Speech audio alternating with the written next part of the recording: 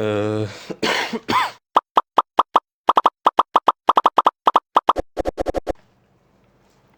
السلام عليكم ورحمة الله وبركاته. لكم فيديو جديد.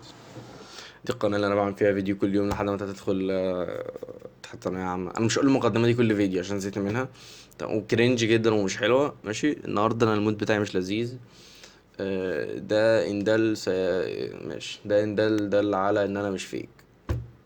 أيوة، أي فيديو، أي يوتيوبر بينزل فيديو كل يوم، كل فيديو بيبقى بنفس المود، الواد ده فيك. قشطة يا زميلي، دي اتعلمها مني بعيد عن ثانوية عامة اللي ليها لازمة زي ما أنا قلت في أول فيديو. خلاص.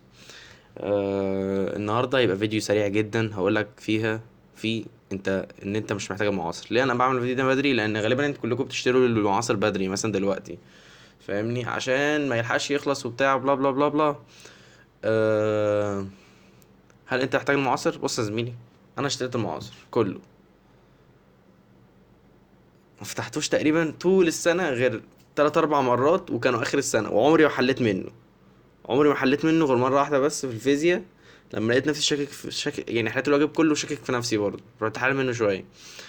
وكده كده اصلا المعاصر كله بيبقى بي دي افات، فانت لو عايز تبص البصه دي مش لازم تدفع 2000 جنيه عشان تبص البصه دي، لما يبقى معاك البي دي افات تبص البصه وخلاص.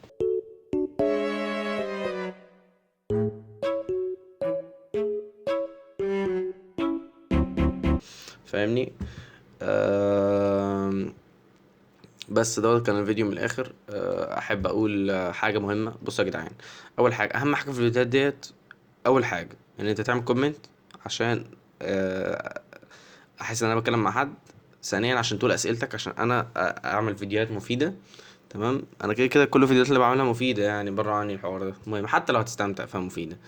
أه اسمه ايه ده؟ فتسالني في الكومنتات وكده. ثانيا ان انت تعمل شير. ليه بقى؟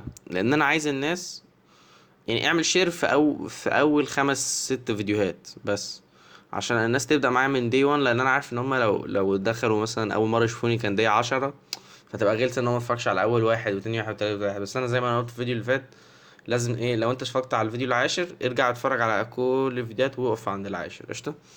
بس فاعمل شير على جروبات الواتساب الثانويه عامه، اللي هي باي ذا واي مهمه جدا ومفيده جدا. بجد انا كنت في جروب مفيد، بفكر اعمل واحد. اقول لكم حاجه، في جروب ثانويه عامه هتلاقوه تحت في الديسكريبشن، هثبته في كل الفيديوهات، خش فيه. هيفيدك زي ما هو فادني جدا. انتوا هتفيدوا بعض، وانا برضو لو في اي حاجه مهمه هبقى انزلها.